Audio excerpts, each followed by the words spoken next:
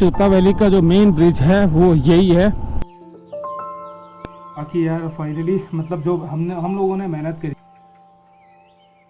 अगर ऐसे ही रहा तो मुझे यहाँ से ना वापस भी जाना पड़ सकता है। जो यहाँ पे है ना वो वाला तो वैसे मेरे पास है। इस पूरी घाटी का ना सबसे डेंजर पार्ट है। मैं आ रहा था वेडिंग शूट करके थराली से।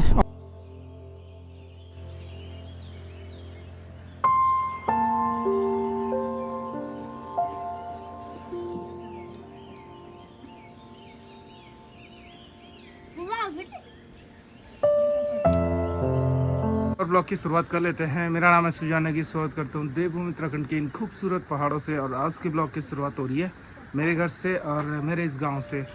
अभी सुबह की लगभग 7 बज रहा है और आज भी मौसम थोड़ा ऐसे ही पैक लग रहा है और हो सकता है शाम के टाइम में ना बारिश हो सकती है। पहले गोपेश्वर जाना है या मार्केट का काम निपटाना है। अब आलोक भाई से भी बात कर लेता हूँ एक बार कि पहले जाना किधर है। अगर वो भी गोपेश्वर आ रहे हैं तो पहले गोपेश्वर का काम निपटा लेते हैं। और वो ये बोलते हैं कि मैं मार्केट का काम निपटाता हूँ, आप गोपेश्वर का काम निपटा के आ जाओ, तो फिर मुझे गोपेश्वर जाना पड़ेगा। तो और सभी लोग तैयार हो रहे हैं। चलो मैं भी पहले ब्रेकफास्ट कर लेता हूँ।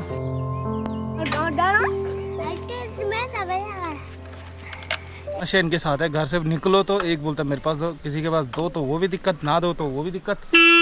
गोपेश्वर के लिए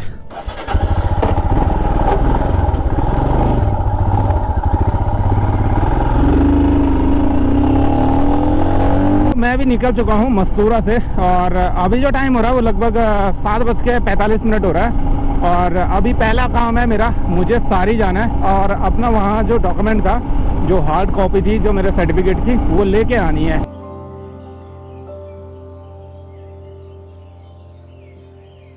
ये रहा सारी विलेज और अब मुझे यहाँ से सर्टिफिकेट लेना अपना, फिर मैं भी निकल जाऊंगा आगे के लिए। अगर मुझे अब देखो इस वाले सर्टिफिकेट के लिए ना जब मामा जी मुझे दे रहे थे, मतलब बोल भी रहे थे, उस टाइम पे मैं ऐसे ही नॉर्मली ले रहा था, टेंशन कोई नहीं है, अगर ख़राब भी हो जाएगा तो चल जाएगा।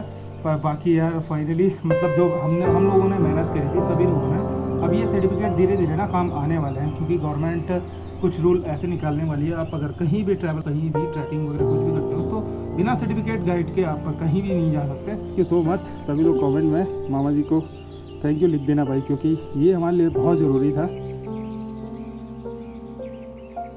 जैसे ही हम लोग उशाड़ा से आगे निकलते हैं वैसे ही थोड़ा बहुत नेटवर्क ना वीक होना शुरू हो जाता है। अब यहाँ पे हमारी जो चोपता वैली है, चोपता वैली का जो मेन ब्रिज है वो यही है।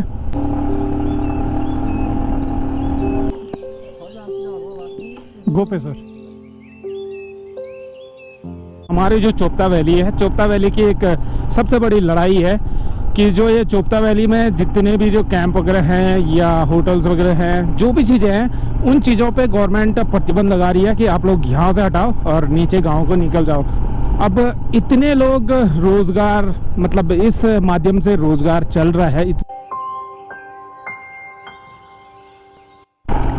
अब देखो जैसे ही मैं ना बनियाकुंड पे पहुंचा वैसे ही बारिश शुरू हो चुकी है, भयंकर हो रही है, पूरा मौसम ख़राब हो रखा है। अब मुझे कहीं ना कहीं इन्हीं जगह पे ना थोड़ा स्टे करना होगा, रुकना होगा, तब जाके मैं भी आगे जा सकता हूँ।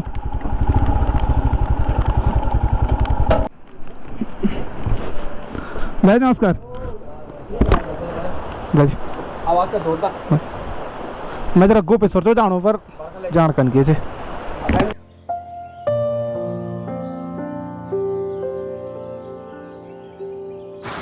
देखो जैसे ही मैं बनियाकुंड पे पहुंचा ना, अभी मैं दुगलबिटा से आ ही रहा था तो उस टाइम पे मौसम ना हल्का फुल्का पैक लग ही रहा था कि यार बारिश किसी भी टाइम आ सकती है।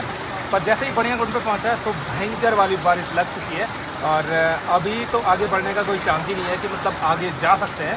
मुझे तो नहीं लग रहा कि ऐसी बारिश में मैं भी आगे जा सकता हूँ ना, कि मतलब ऐसे में जाने के लिए हो ही नहीं रहा। अब देखता हूँ यार कैसे करके जाऊँ। ये सोच के आया था कि गाड़ी पे अपनी जो गाड़ी थी वो भी लेके नहीं आया। मैंने कहा यार चलो बाइक से चले जाते हैं।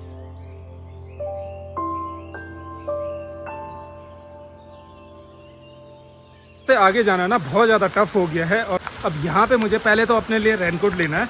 अब रेनकोट मिल जाता है तो फिर यहाँ से आगे भी निकल सकता हूँ मैं।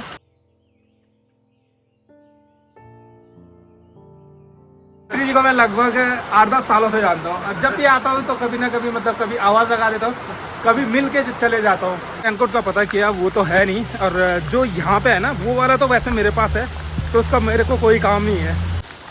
देखो बारिश तो बंद होने का कोई नाम नहीं ले रही है और मुझे ना अब ऐसे ही में निकलना होगा। अब मैं आज भी रुक जाता, पर ज़रूरी इसलिए है कि हमारा जो काम है ना वो आज होना ज़रूरी है। अगर वो आज हो जाता है तो 1-2 दिन में हम लोग भी फिर ट्रैक पे निकल जाएंगे। चलो चलते हैं।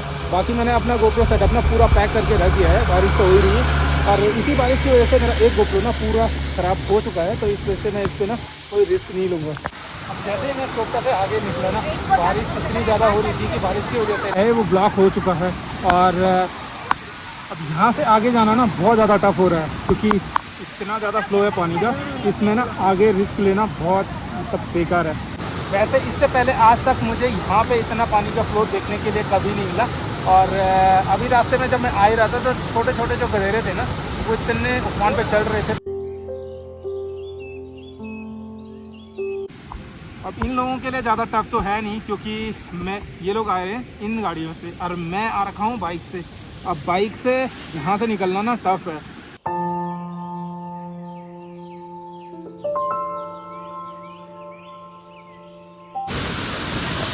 अपने चैनल का नाम बताओ।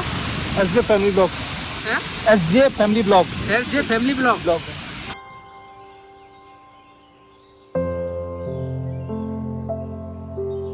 अब मैं भी गोपेश्वर निकलता हूँ जल्दी से जल्दी और शाम के टाइम पे हो सकता है कि पानी ना फिर से अगेन अगर बारिश होगी तो यहाँ पे बहुत ज़्यादा आएगा। चलो अभी धूप भी लग चुकी है तो चलो चलते हैं। अब यहाँ से मंडल 13 किलोमीटर रह गया और गोपेश्वर रह गया 26 किलोमीटर।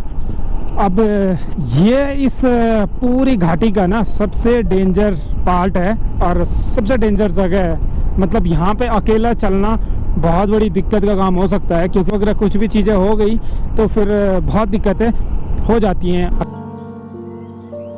इतनी मोटी परत थी जो वर्गलास जमा हुआ था। इस वाली जगह की कुछ कहानियाँ ऐसी हैं कि एक टाइम जब मैं ना हम लोग लगभग 8-10 साल हो गए उस टाइम को मतलब बीते हुए, मैं आ रहा था वेडिंग शूट करके थराली से और थराली से जब हम लोग इस साइड आए तो मैंने घर पे भी कॉल किया अपने दोस्त लोगों को कि यार ये वाला रूट खुला है कि नहीं है। वो टाइम था विंटर का और उस टाइम यहाँ पे इतनी ज़्यादा बर्फ़ पड़ी हुई थी, लगभग 1-2 फुट तो इतनी बर्फ़ तो थी और वहाँ से चोपता तक पूरा रूट खुला था और उन लोगों ने मुझे बताया कि वहाँ से चोपता तक गाड़ियाँ जा रही हैं। तो मैं भी यही सोच के आया कि ये वाला रूट भी खुला ही होगा। अब जैसे जैसे मैं ऊपर आया वैसे वैसे बर्फ़ और ज़्यादा मिली मुझे और उस टाइम पे लगभग रात के 2-2:30 बजे हम लोग इस रोड पे ना पैदल चल रहे थे और बाइक को धक्के मारते हुए हम लोग आगे ले जा रहे थे।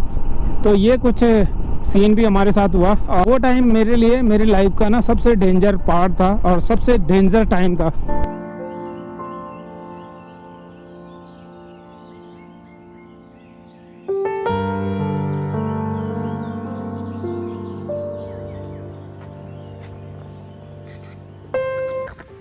अब अभी शाम के लगभग 3 बज चुका है और अभी तक काम हुआ नहीं है। बाकी अभी सर लंच करने के लिए चले गए हैं और मैंने भी चाय वगैरह पी ली है। फिर अभी अगेन जाता हूँ और अब देखता हूँ यार कब तक होता है। अब बारिश नहीं होनी चाहिए, बारिश होगी तो फिर निकलने में ना दिक्कत हो जाएगी।